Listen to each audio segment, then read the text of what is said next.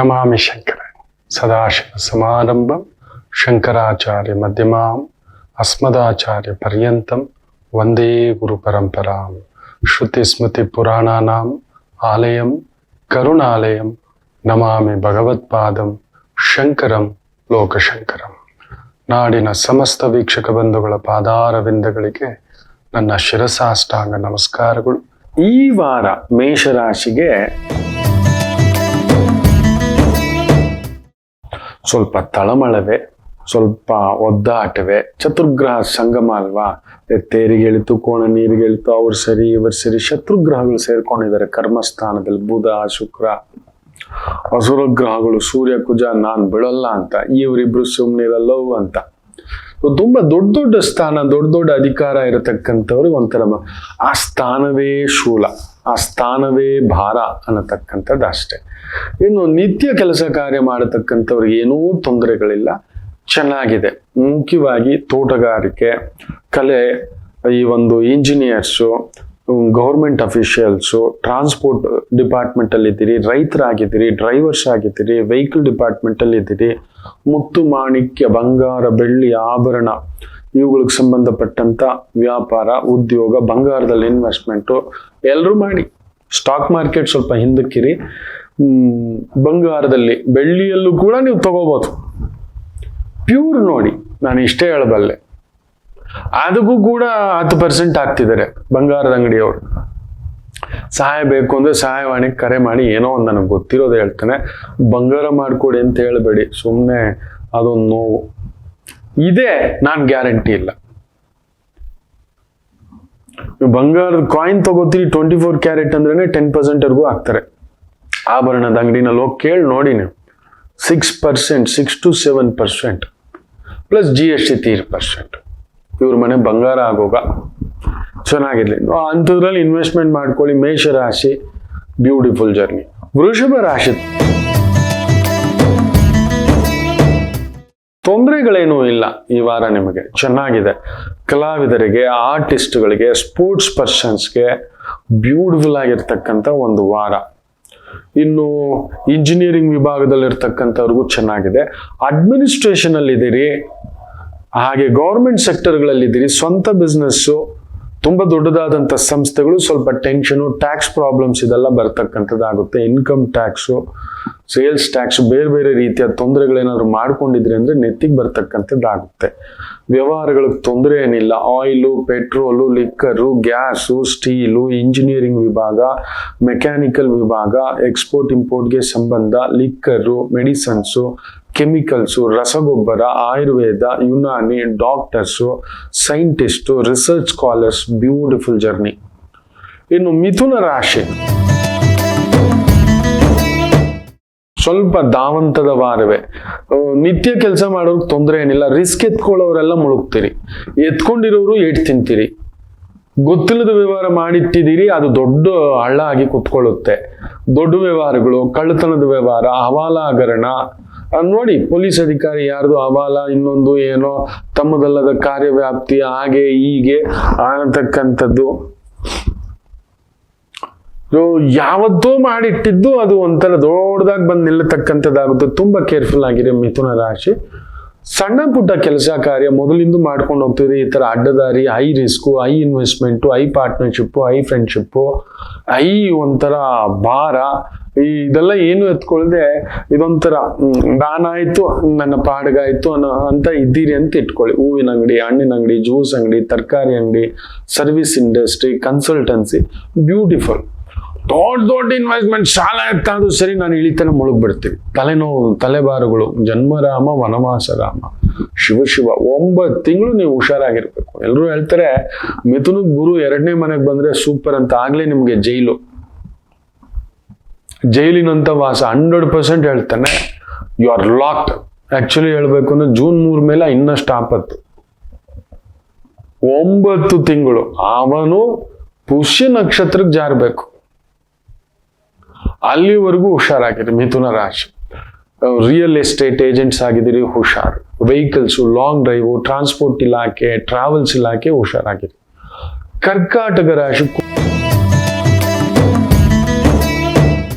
ಕುಂಭದ್ರೋಣ ಮಳೆಯ ವಾರ. ಉದ್ಯೋಗ, ವೃತ್ತಿ, ಕುಟುಂಬ, ಓಡಾಟ, ಸುತ್ತಾಟ, ಧರ್ಮಪತ್ನಿ, ಯಜಮಾನರು, ಮನೆಯವರು, ಅದ್ಭುತವಾಗಿರ್ತಕ್ಕಂಥದ್ದು. ಸ್ಪೋರ್ಟ್ಸ್ ಲೈನ್ ಅಲ್ಲಿ ಇದ್ದೀರಿ, ಕಲಾವಿದರಾಗಿದ್ದೀರಿ, ಬಟ್ಟೆ, ಡಿಸೈನಿಂಗ್, ಅಲಂಕಾರ, ಮೇಕಪ್ಪು, ಒಪ್ಪ, ಓರಣ, ಮದುವೆ ಮನೆಗಳು, ತೋಟದ ಮನೆಗಳು, ವಿಲ್ಲಾಗಳು, ರೆಸಾರ್ಟ್ಗಳು, ಇಂಥದ್ದು ಈ ಒಂದು ಸೆಂಟುಗಳು, ಕಟ್ಟಿಂಗು, ಮೇಕಪ್ಪು, ಬ್ಯೂಟಿಫುಲ್ ಜರ್ನಿ ನಡೀತಕ್ಕಂಥದ್ದಾಗುತ್ತೆ. ಮಾಧ್ಯಮ ರಂಗದಲ್ಲಿರ್ತಕ್ಕಂಥ ಈ ಒಂದು ಕರ್ಕಾಟಕ ರಾಶಿಯವರಿಗೆ ಫ್ಯಾಂಟಾಸ್ಟಿಕ್ ಜರ್ನಿ ಆಗತಕ್ಕಂಥ ಒಂದು ಪ್ರಭಾವ ಚೆನ್ನಾಗಿದೆ ಈ ವಾರ. Don't worry.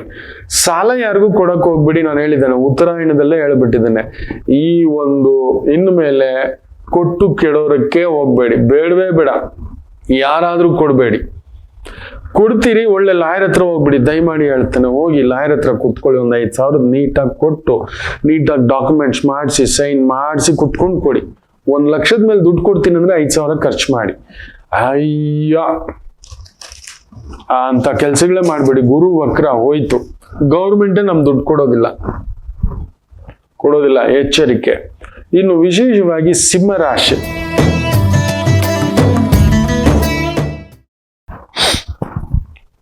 ಗುರು ಚೆನ್ನಾಗಿದೆ, ಬ್ಯೂಟಿಫುಲ್. ಬಟ್ 6ನೇ ಮನೆಯಲ್ಲಿ ಒಂಥರ ಋಣಂ ಅಂತ ಹೇಳ್ತೇವೆ, ಒಂಚೂರು ತಳಮಳಗಳೇ. ಶುಕ್ರನು ಅಲ್ಲಿ ಕುಳ್ತಿದ್ದಾನೆ, ಮಹಾಲಕ್ಷ್ಮಿ ಕಾರಕ, ನಾರಾಯಣ ಕಾರಕ, ಅಲ್ಲೇ ಕುಳ್ತಿದ್ದಾನೆ ಬುಧ. ಕುಜ ಯೋಗಕಾರಕ, ದಟ್ ಇಸ್ ಬ್ಯೂಟಿಫುಲ್. ಬಟ್ ಸೂರ್ಯ 6ನೇ ಮನೆಯಲ್ಲಿ ಕೂತ್ಕೊಂಡ್ರೆ ಒಳ್ಳೇದು. ಬಟ್ ಲಗ್ನಾಧಿಪತಿ ನಾನೇ ಹೋಗಿ ಸಾಲದ ಮನೇಲಿ ಕೂತ್ಕೊಂಡ್ರೆ, ಸೊ ತಲೆ ಕೆಡಿಸೋ ವ್ಯವಹಾರಗಳು ಮಾಡಬೇಡಿ, ಗೊತ್ತಿಲ್ಲದ ವ್ಯವಹಾರ ಮಾಡಬೇಡಿ, ಹೈ ರಿಸ್ಕ್ ತಗೋಬೇಡಿ. ನಿಮ್ಮ ಇನ್ಕಮ್ 1,00,000 ಬರ್ತಿದ್ಯಾ, ಮ್ಯಾಕ್ಸಿಮಮ್ 10,000 ರೂಪಾಯಿ ಮೇಲೆ ರಿಸ್ಕ್ ತಗೋಬೇಡಿ. ಖಂಡಿತ ನಿಮ್ಮನ್ನ ಸಾಲ ಮಾಡಿಸುತ್ತೆ. ಅಷ್ಟೊಂದಲ್ಲಿ ಬೇರೆ ಶನಿ, ಯಾವುದೋ ಇಲ್ಲ ತಲೆನೋ, ಯಾವುದೋ ಇಲ್ಲ, ನಿಮ್ಗೊಂಥರ ಅನುಮಾನ ಅನ್ನಿಸ್ತಿದೆ, ಇದು ಯಾಕೋ. ಬೇಡವೇ ಬೇಡ. ಅದಕ್ಕೆ ಕೆಲವೊಂದು ಸಿಗ್ನಲ್ಗಳು ಹೇಳ್ತಾನೆ. ಕೆಲವೊಂದು ಸಮಯ ಯಾರನ್ನು ನಾವೇನೋ ಡಾಕ್ಟ್ರು ಇಲ್ಲ ಏನೋ ಒಂದು ಮಾತಾಡಕ್ ಹೋಗ್ತಿರ್ತೇವೆ, ಅವ್ರ ಹತ್ರ ಒಂದು ಮನೆ ತಗೊಳಕ್ಕೆ, ಜಾಗ ತಗೊಳಕ್ಕೆ. ನನ್ಗೆ ಈಗಲೂ ನೆನಪಿದೆ, ಒಂದು ಜಾಗ ತಗೊಳಕ್ಕೆ ನಾನು ನಮ್ಮ ಸ್ನೇಹಿತರು ಹೋಗ್ತಿದ್ವಿ, ತುಂಬು ಕುಟುಂಬ. ಒಂದು 20 ವರ್ಷದ ಹಿಂದ್ಗಡೆ ಮಾತು. ಇಲ್ಲೇ ವಿದ್ಯಾರಣ್ಯಪುರ ಈ ಕಡೆ ಎಲ್ಲೋ ಬರುತ್ತೆ, ಅದು ಇನ್ನು ಇಲ್ಲ ಆ ಕಡೆ ಗಂಗಮ್ಮ ಸರ್ಕಲ್ ಅಂತ ಬರುತ್ತೆ. ಹೋಗ್ತಿರ್ಬೇಕಾದ್ರೆ ಮಾತುಕತೆ, ಜಾಗ ಎಲ್ಲ ನೋಡ್ಕೊಂಡು ಬಂದಿದ್ವಿ, ಮನೆ ಎಲ್ಲ ಇತ್ತು, ಬ್ಯೂಟಿಫುಲ್ ಹೊಸ ಮನೆ. ಮಾತುಕತೆಗೆ ಹೋಗ್ತಿದ್ವಿ. 80 lakhs ನನ್ನ ಹತ್ರ ಒಂದು 20 ಲಕ್ಷ ಇತ್ತು, ಇನ್ನೊಂದು 60 ಲಕ್ಷ ಲೋನ್ ತೆಗಿಯೋ ಸಂದರ್ಭ. ಹೋಗ್ತಿರ್ಬೇಕಾದ್ರೆ ಇನ್ನೇನು ಒಂದು 500 ಮೀಟರ್ ಇದೆ, ನನ್ನ ಕಾರ್ ಪಂಚರ್. ಇದೊಂದು 20-22 ವರ್ಷದ ಹಿಂದ್ಗಡೆ. ನಾನು ಹೇಳ್ಬಿಟ್ಟೆ, ಸರ್ ಸ್ನೇಹಿತರಿಗೆ ಹೇಳ್ಬಿಟ್ಟೆ, ನನ್ಗೆ ಈ ಜಾಗ ಬೇಡ ಅಂತ. ಇದೇನು ರವಿಶಂಕರ್ ಹಿಂಗೆ ಹೇಳ್ತಿದ್ದೀರಿ ಅಂತ. ಇಲ್ಲ ಸರ್, ಇದು ಯಾಕೋ ಲಕ್ಷಣ ಸರಿ ಇಲ್ಲ, ಏನ್ ಮಾಡೋಣ ಅಂತ. ಏನೋ ಒಂದು ಟೆಕ್ನಿಕ್ ಹೇಳ್ಕೊಟ್ರು. ಆ ಜಾಗ ಬಂದು 1,000 ರೂಪಾಯಿ ಓಡುತ್ತೆ ರವಿಶಂಕರ್. 1,800 ಅಡಿ ಅಂದ್ರೆ 18 ಲಕ್ಷ. ಆತ ಬಬ್ಬಾ ಅಂದ್ರೆ ಒಂದು ಚದರಕ್ಕೆ 1 ಲಕ್ಷ ಅಂದ್ರೆ 18 ಚದರ ಕಟ್ಟಿದ್ದಾನೆ. 18 ಲಕ್ಷ 36 ಲಕ್ಷ. ನೀವು 42 ಲಕ್ಷದ ಮೇಲೆ ಕೇಳಬೇಡಿ ಅಷ್ಟೇ. ಮನೆ ಕಟ್ಟಿ ಆಗಿದೆ, ಅವ್ರನ್ನ ಯಾರು ಕಟ್ಟು ಅಂತ ಹೇಳಿದ್ರು. ನಮ್ಮ ಪ್ಲಾನ್ ತರನೇ ಕಟ್ಟಿದ್ದಾರೆ, ಅವ್ರು ಎಷ್ಟು ಕಟ್ಟಿದ್ರೆ ನಾವು ಆಲ್ಟರ್ನೇಟ್ ಮಾಡ್ಕೊಳ್ಳೋದಿರುತ್ತೆ ಅಂತ. ಸರಿ ಆಯ್ತು ಅಂತ ಹೋದ್ವಿ. ಬ್ಯಾಂಕ್ ಲೋನ್, ಪೇಪರ್, ಸ್ಯಾಂಕ್ಷನ್ ಎಲ್ಲ ರೆಡಿ. ಕುತ್ಕೊಂಡೆ, ತುಂಬಾ ದೊಡ್ಡವರು. ಕೇಳಿದ ತಕ್ಷಣ 80 ಲಕ್ಷ ಅಂದ್ರು. ಡಬಲ್ಲೇ ಅಂದ್ರೆ ಇನ್ನೊಂದು 2 ಲಕ್ಷ 3 ಲಕ್ಷ ಎಕ್ಸ್ಟ್ರಾ ಕೇಳಿ ಒಂದು 45 ಕುಂದಿರ್ಸೋಣ, ಬೇಕಾದ್ರೆ ಪರವಾಗಿಲ್ಲ ಅಂತ ಹೇಳ್ಬಿಟ್ಟು ನಾನು ನೀಟಾಗಿ ಹೇಳಿದೆ, ಸರ್ ನೋಡಿ ಎಷ್ಟುಂಟು, ಇದೇನ್ರಿ ಅರ್ಧಕ್ಕೆ ಹೇಳ್ತೀರ ಅಂತ ನಾನು ನೀಟಾಗಿ ಎಕ್ಸ್ಪ್ಲೇನ್ ಮಾಡಿದೆ. ಮುಖ ನೋಡ್ತಿದ್ದಾರೆ. ಗುರುಜಿಗೆ ಇದೇನ್ ಲೆಕ್ಕ ಅಂತ ಪಕ್ಕದಲ್ಲಿ ಒಬ್ಬರನ್ನ ಇಟ್ಕೊಂಡಿದ್ದೆ ನನ್ನ ಅದೃಷ್ಟಕ್ಕೆ. ಅವ್ರು ಹೇಳ್ಕೊಟ್ಟಿದ್ರು. ಅದರಿಂದ ನಾನು ಪಾರಾದೆ. ಇಲ್ಲ ಆಗೋದಿಲ್ಲ ಅಂದ್ರು. ನಾನು ಇಲ್ಲ ಬಿಡಿ ಸರ್, ಒಳ್ಳೆ ಕಡೆದಾಗ ಬರ್ತಾ ಹೇಳ್ದೆ, ದಯಮಾಡಿ ಕ್ಷಮಿಸಿನೆ, ನಾನು ತಗೊಳಕ್ಕೆ ಬಂದಿದ್ದು, ಬಟ್ ನಮ್ಗೇನೋ ಒಂದು ಶಕುನ ನಡೀತು, ಅದಕ್ಕಿಂತ ಕಡಿಮೆ ರೇಟಿಗೆ ಕೇಳಿಲ್ಲ.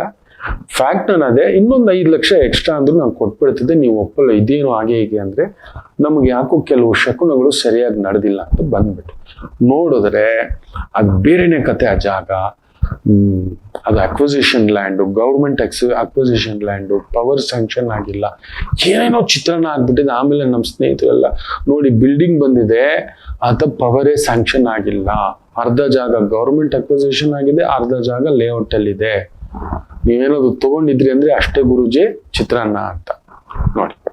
ಸೊ ನಮಗೆ ಕೆಲವು